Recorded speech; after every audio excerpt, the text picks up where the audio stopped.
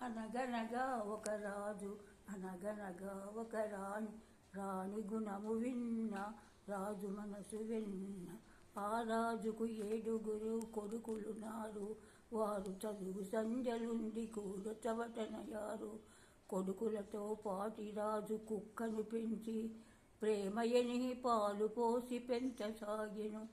పడక మీద తున్న ముళ్ళు పడచనొక్కడు, అయో ఇంటి దీపమార్పవేయ ఎంచెనొక్కడు.